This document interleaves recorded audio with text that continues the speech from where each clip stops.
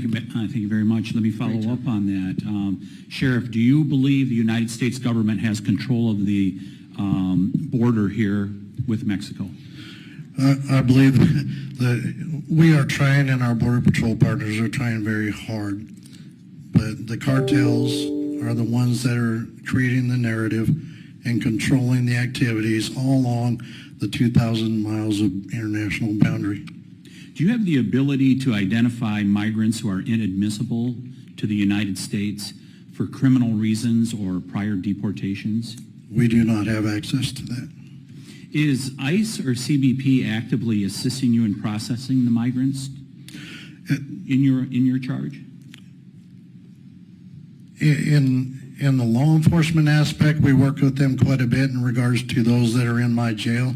As far as the immigration side, that is something that is not in our wheelhouse.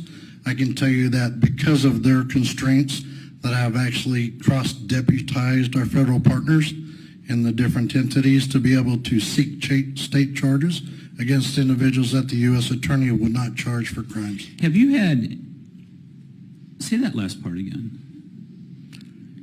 The part in regards to the United States Attorney not wanting to charge an individual for a crime, then I've cross-deputized them so they could take that case to our county attorney to get prosecution. Have you had any detainers issued by ICE for migrants in your facilities? Yes, I have.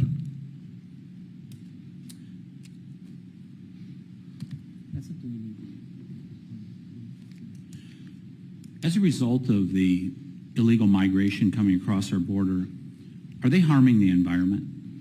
Absolutely.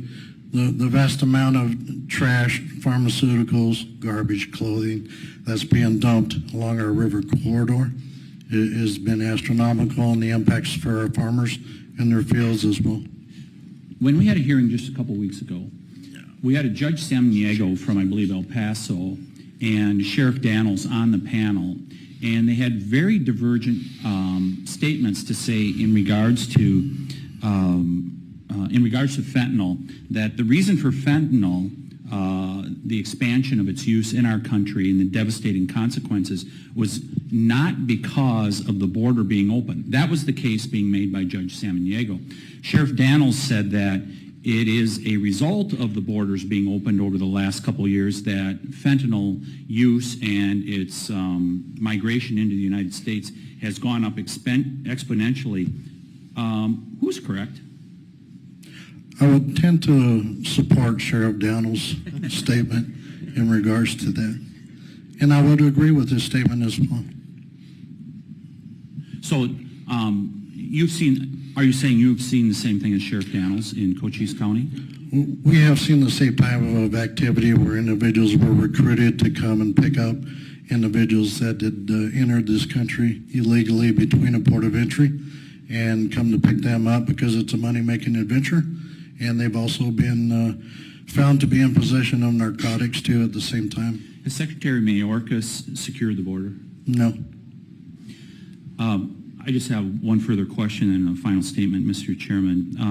To Dr. Trenchell, do any of the NGOs out there, non-governmental organizations, have they compensated you for any of the uncompensated care that you're providing for migrants? No, they have not. We've not received any compensation from anyone.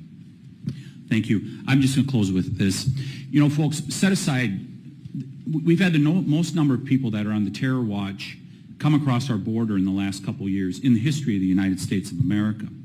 You can set aside the human trafficking. You have the largest, your United States government via the Biden administration is running perhaps the largest human trafficking, or complicit in perhaps the greatest, biggest human trafficking operation in the history of the world, along with the cartels, along with the International Organization of Migration, a United Nations outfit, and others.